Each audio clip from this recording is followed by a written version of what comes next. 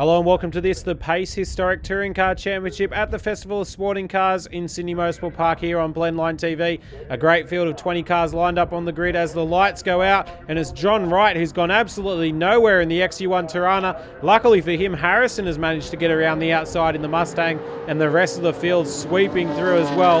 You can just see Tierney there on the inside in the little XU1 as we go on board with Martin Macri, trying to go around the outside in the big Camaro, a little bit further back than we probably expected him to be.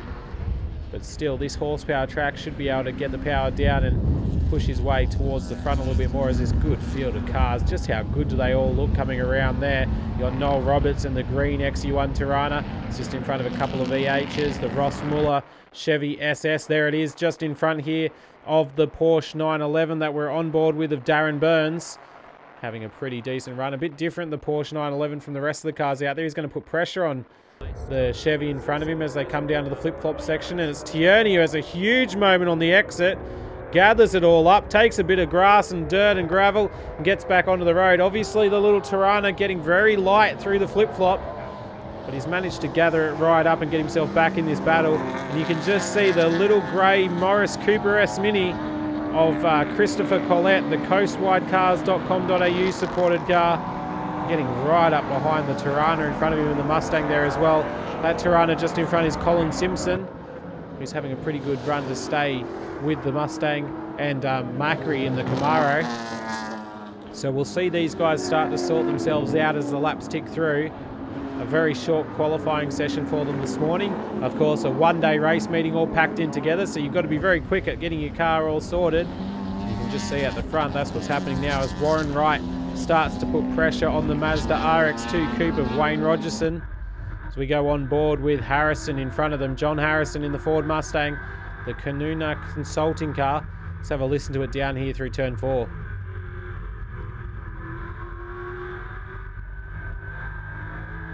You can see they're still having to work quite hard to get the power down through that section. Very tricky. It's a low corner at turn 4 and you rise quite a way. There's a couple of them getting very wide. It looked like Colin Simpson there running the Tirana right out past the lines. Everybody pushing hard to try to get the power down, and it's very critical through turn 5 to try to get the power down as quickly as you can, and that's how we saw Tierney losing out a little bit as he tried to put the power down probably a little bit too eagerly. We go back down the field and have a look at the 22 Morris Cooper of Jeff Pike. He's having a good old run, putting a pressure on the EH Holden in front of him. Coming through turn 3, he's going to switch to the inside. He's going to be able to get this done. I think this is Barry Jessup on his outside. Or now the inside, but he's going to sweep across in front of him. Oh, a little bit of a twitch in the rear as he put the brakes down. But he gets through there quite comfortably. And now onto the back straight, popping gears. And look at that, EH versus the little Mini. And even on this horsepower circuit, the Mini is able to do a pretty decent job. Got yellow flags here at the final complex, and that's because Christopher Collette has actually gone off.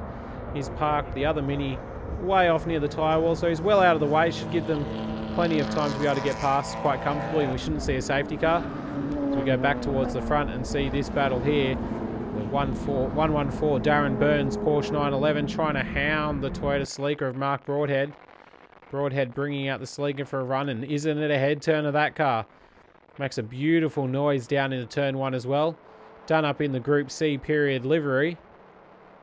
Absolutely fantastic to see it back on track as we ride with the Porsche out of turn 3. Very smooth in this car. It's interesting to see the door there flapping about a little in the breeze. Of course, these older cars not as well sealed as some of the brand new machinery today, as Broadhead locks up massively down into 4. That's going to give the run here onto 5 for Burns, and you see he manages to switch it back across the crest. We'll see if he can run him down into the final complex, but the Celica looks like it's got too much power, and he's going to be able to get back across. So Porsche 911 versus Celica there. Celica coming out on top as Wright charges through down the inside of Noel Roberts.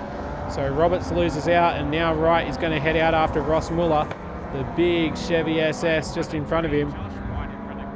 Of course, Wright stalling on the line, lucky not to be collected as we got away for this one. He's got the headlights on and he's pushing hard to try to get through. I dare say he will very shortly find himself right up the front. He was the only man to really take it to Brad Tilley in qualifying. And hopefully his lap times will see him get back up there and be able to put on a bit of show for us. Here he is coming into 2. He's already closed the gap right up to Ross Muller. And look at him lift the wheel, putting the power down, sliding the Tirana out of turn 2. Great action there. I tell you what, these historic touring cars really put on a good show. Here he comes over the top of the crest, looking every way you can to try to get past as they come through the flip-flop. It looks like that's Simpson, Colin Simpson in the yellow Tirana with the green stripe going very wide as well. He's obviously finding a lot of speed by pushing it through out there. But Colin is going to be finding himself in the clutches of Wright very soon, who's still trying to work his way past Muller. See if he can do anything about it in the final complex. Look at the car twitch as he holds it tight, and the Tirana pulls through at the final complex. A much tighter line able to be used by Wright. Now he needs to defend to the inside because Muller will try to pull out and go round. Here's a straight line battle for the two of them down into turn 1, and Muller has got past. So Wright has to settle back in behind yet again and see if he can make this move. Look at that car, the lean and the body roll in it through turn 1. Fantastic to watch these Group N touring cars. Oh, huge lockup from Muller. Oh, he's nearly collected Turney there on the run into the corner. Wright's managed to get 2 for 1 down into turn 2. But that was a close moment from Ross Muller. Probably getting over exuberant on the brakes, trying to hold right behind. And he almost collected Turney into the bargain. Not what you want to see, but good racing by all 3 of them. They've avoided each other and they can continue on. As we now take a look at our second place man, John Harrison, in the Ford Mustang. Down the main straight. It looks like he's losing a fair bit of ground to Brad Tilley.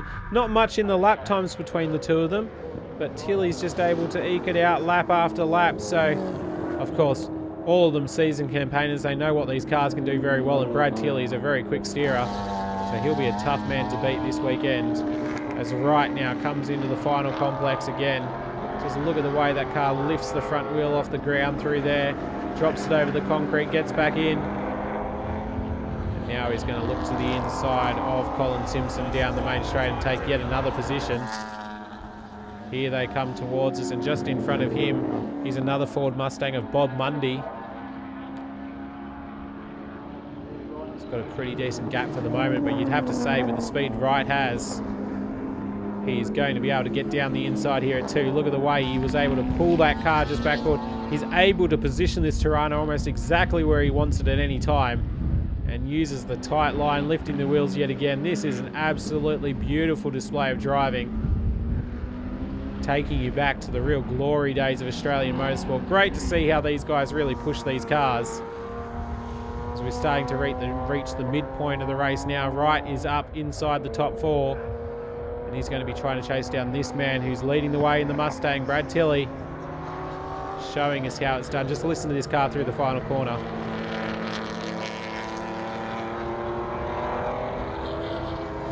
How good does that sound as he puts the power down, pulls to the inside. That is Barry Jessup in the EH Holden. He's lost a little bit of ground to the Mini of Jeff Pike. He's still holding down the position just in front of him, and here's Harrison to the inside as well. Look at the closing speeds between those two cars. That's the difference between an MB and an NC. Of course, we have different classes within the Group N or Historic Touring Cars category. So these cars racing separately for different groups, and at the moment leading Group NB is Bob Mundy. There he is there, Bob Mundy, in the yellow Monaro with the 2 stripes. He's leading that quite comfortably as we look at Turney coming down. He's dropped back a little bit since the start of this race. He gained a couple of positions off the line, and you could see how hard he was pushing through 4-5 as he came over the crest the first time. Obviously wanting to stay in front of as many cars as possible. He's dropped behind Ross Muller at this stage of the race.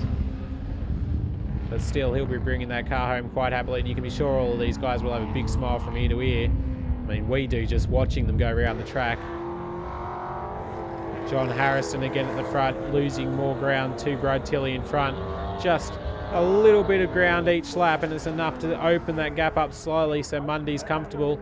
Looks like we've got Pike in the Mini heading back towards pit lane, so an unfortunate end to his race, pulling back in. And at the front, we've got Wayne Rogerson starting to put some pressure on Warren Wright. He's coming back towards him at the moment. Warren Wright in the XU1 Tirana, the Mazda RX-2 Coupe of Rogerson, putting a good showing. And here's Martin Macri sitting inside the top 5 at the moment in the big Camaro.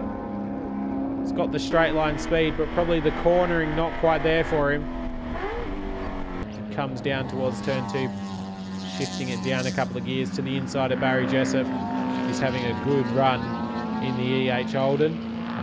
Good to see that car just out and circulating. As Martin Macri continues to work his way, you can see these cars back to the good old days of motorsport. You really have to manhandle them around this circuit. Take a lot of work to get them going.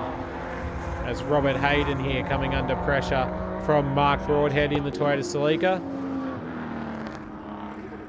Broadhead trying to chase down a few of these cars in front of him. He's done away with Darren Burns in the Porsche, or actually dropped a little bit away from Darren Burns in the Porsche. So that gap has opened up between those two, and now he finds himself fighting with the EH Holden as he comes down through turn 1, having a pretty smooth run as well. Colin Simpson dropping a wheel off, trying to chase down Bob Monday. He's been stuck behind him a bit for most of this race, actually. The pair of them, 2 yellow cars with a stripe running close together. A very good looking car of Colin Simpson's. He gets out and races it a lot. We've seen it all over the state racing with the PAYCE historic touring cars. And he's just going to be sitting in behind Bob Mundy for the moment as they come down towards the final stage of this race. 2 more races to come after this one, so still a long way to go. And it's just about getting the car through this first race at the moment and trying to get yourself sorted. Of course, we've only really had the practice/qualifying session all combined as one here at the Festival of Sporting Cars weekend. One action-packed complete day of racing. You get 3 races and your qualifying session all condensed down into the day, so great track time. And it means you don't have to be waiting around for a long period of time either. You spend a lot of time on the track getting laps in. As you can see here, Broadhead continuing this run, just trying to catch up to, I think that's actually Craig Stevenson in front of him. He's going to go down the inside now. The Celica under brakes.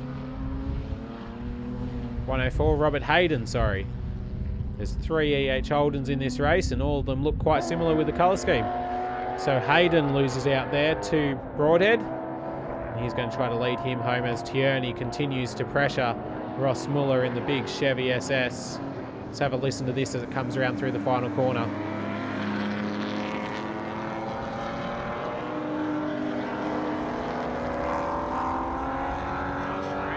Good to hear how all these cars, the rumbling noise of them onto the main straight as they start to put the foot down and try to gain as much momentum as they can down into turn 1.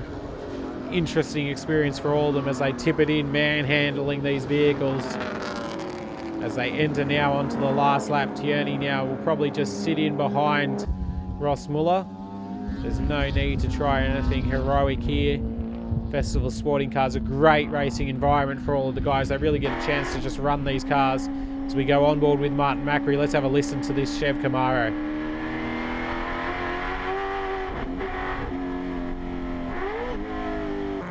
You can hear how he's really having to pedal that car across the top of the crest from 3 down towards 4. He's not going to catch up with these guys up in front, and he'll have to settle for 5th place now as we follow around John Harrison in the Ford Mustang for 2nd place in the race.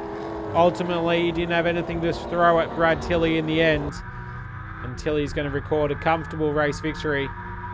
We saw him do quite well early this year at Retro Race Fest, and he's continued his winning ways here at Sydney Motorsport Park, taking out the opening race for the Festival of Sporting Cars PAYCE Historic Touring Car Championship.